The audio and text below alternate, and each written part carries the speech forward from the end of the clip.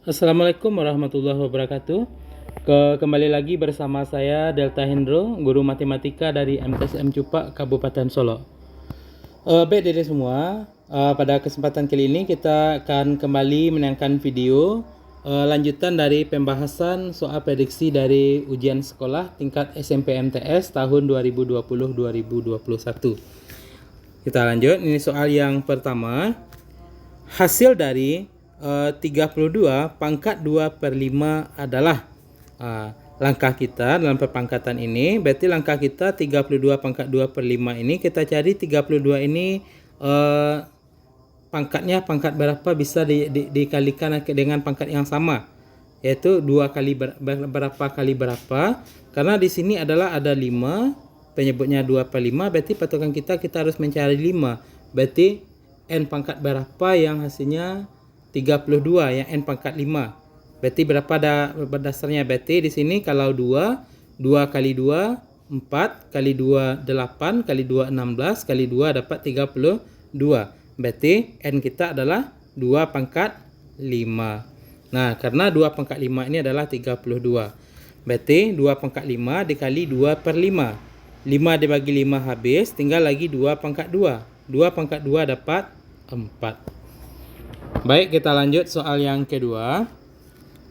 Bentuk rasional dari 4/3 adalah, langkah kita di sini kan 4/3, kita harus mengalihkan dengan akar yang sama. Berarti di sini ada akar 3, berarti kita kalikan dengan akar 3/3.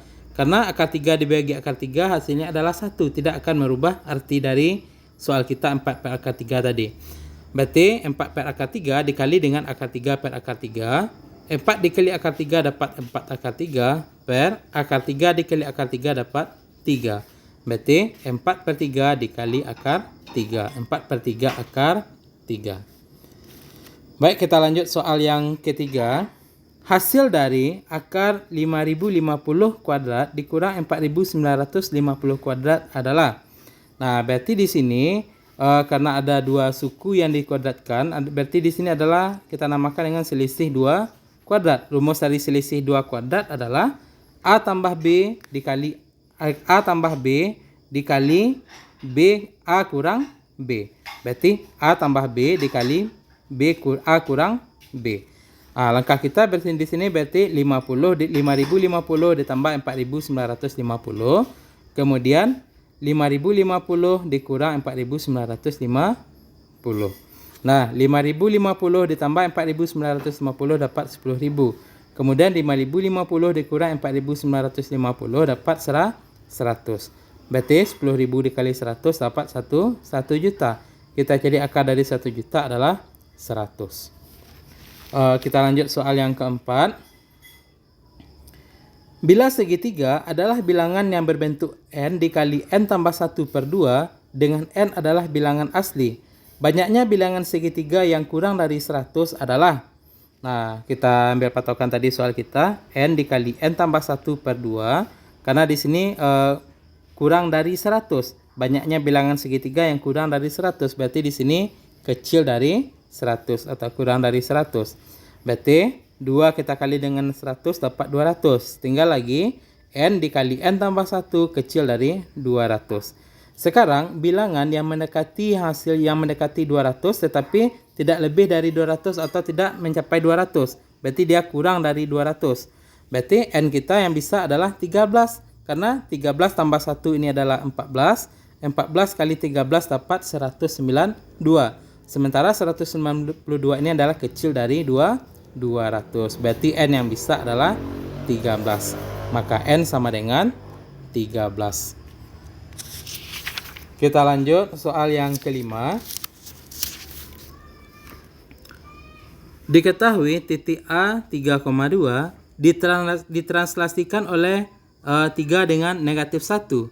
Bayangan titik A adalah. Sekarang langkah kita untuk mentranslasikan ini, berarti kita tambahkan 3 ini, yang nilai A 3,2 ini kita tambahkan 3 dengan 3, kemudian 2 dengan negatif 1. Berarti 3 tambah 3 dapat 6, 2 ditambah negatif 1 dapat 1. Berarti bayangan titik A nya adalah 6,1. Kita lanjut soal yang ke-6. Diketahui titik A 2,3 ditranslasikan berturut-turut oleh 1 dengan 2 dan 3 dengan 4. Maka bayangan terakhir dari titik A adalah, berarti pembahasan kita 2 ini kita tambah dengan 1, kemudian ditambah dengan 3.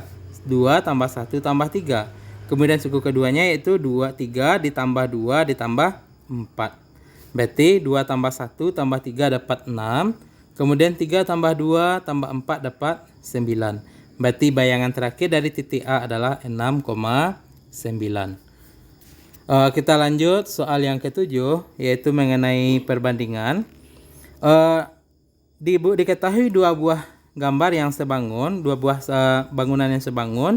Yang pertama yaitu persegi panjang ABCD, di mana panjang AB-nya 16 cm, kemudian panjang AD-nya 4 cm. Kemudian persegi panjang PQRS, di mana yang diketahui hanya satu, yaitu panjang PS-nya 6 cm. Nah, untuk pertanyaan, jika kedua persegi panjang itu adalah sebangun, maka panjang PQ-nya adalah.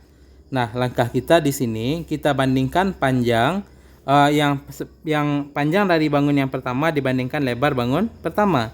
Berarti AB kita bandingkan dengan AD, panjang dibanding lebar. Kemudian begitu juga dengan bangun kedua, panjang berbanding lebar, PQ berbanding PS. Sekarang AB berarti 16 cm, kemudian AD 4 cm, sama dengan panjang PQ-nya belum diketahui, berarti kita anggap X, kemudian panjang PS-nya 6. Kita lakukan perkalian silang. 4 kali X dapat 4X, 16 kali 6 dapat, ini 16 kali 6, berarti X sama dengan 16 kali 6 ini kita bagi dengan 4. Mau ini kita lanjut aja. 16 kali 6 dibagi 4, 16 bagi 4 dapat 4, kita kalikan langsung. 4 kali 6 dapat 24. Berarti panjang dari PQ ini adalah 24 cm. BDD semua, demikianlah video kita kali ini. Jika merasa video ini bermanfaat, silahkan di-share, subscribe, dan bunyikan lonceng notifikasi untuk mendapatkan video pembelajaran yang berikutnya. Demikian, Assalamualaikum warahmatullahi wabarakatuh.